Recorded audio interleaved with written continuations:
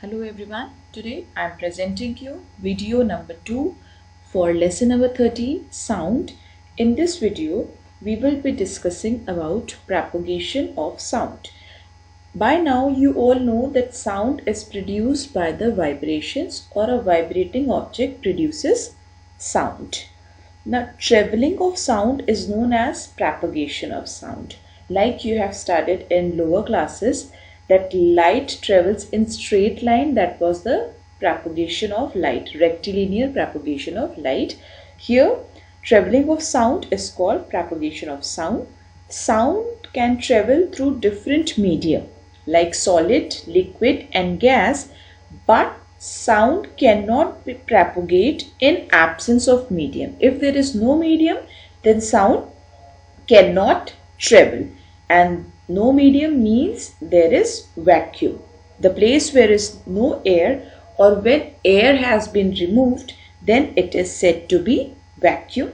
So sound does not travel through vacuum. We will see how this happens. We will discuss different activities. So let's start. Sound can travel through solids. How you can tell? See the first activity. Here the two boys are there and they are putting their head under the table. One boy is making the sound under the table through his hand. The boy standing here, he can observe the sound, he can feel the sound. Why? Because the sound vibrations which are produced by the boy who is standing at that end of the table are able to come through the table and the next boy can hear. Simple. This is another experiment you might have tried in your childhood. It is kind of a telephone where two glasses have been taken, paper glasses, and there is a wire between them. One boy is speaking and other boy is able to hear. Why? Because the sound is traveling through this thread and ending up into the glass. So this shows that sound can travel through solids. Next, sound can travel through liquid. In this experiment you can see the boy is ringing the bell in a trough of water and he has placed his head above water.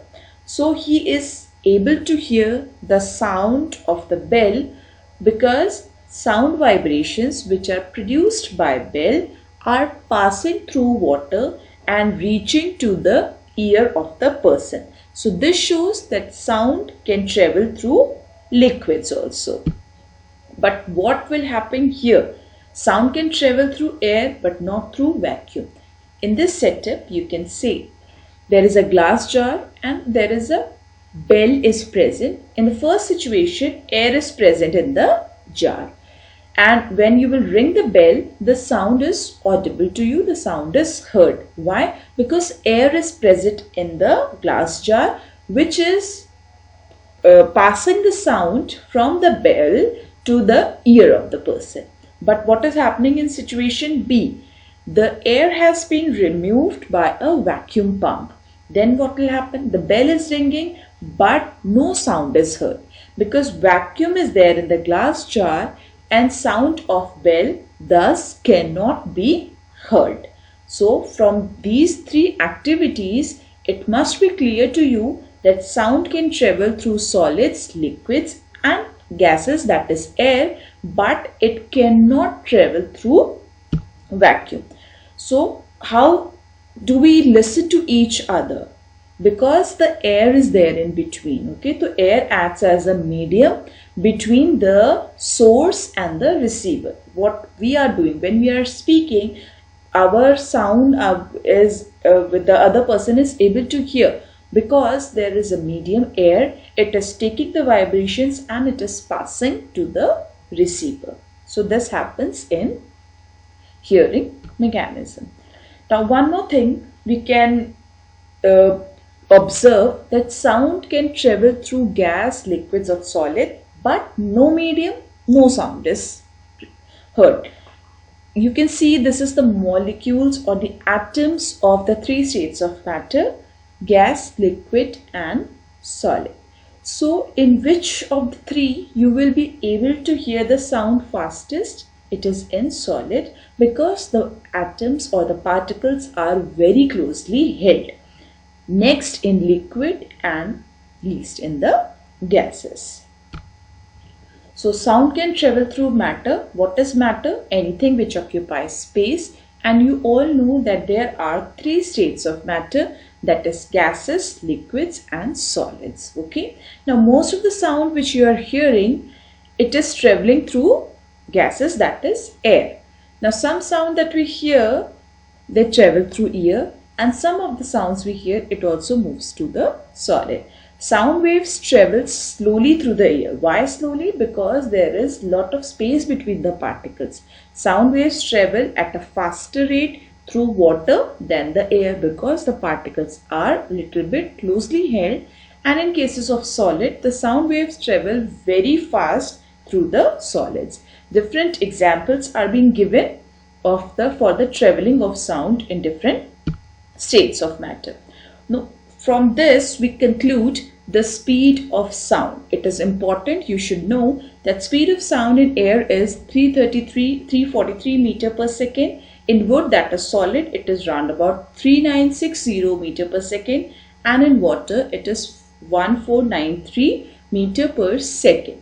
So it is maximum for solids, then liquids, and then in air. The difference also I have told you, it is because of the difference of the arrangement of the particles.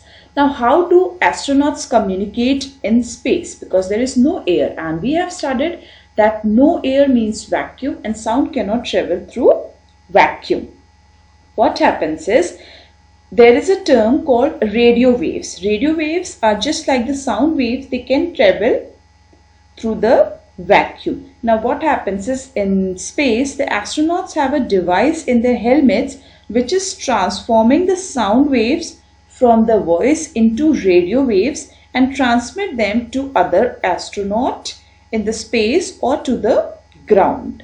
Okay, so radio waves, they can travel through vacuum. Sound waves are getting converted into radio waves, and thus astronauts are able to communicate. This same process is worked in our homes also when we hear the video, because radio waves are coming and they can travel through the vacuum.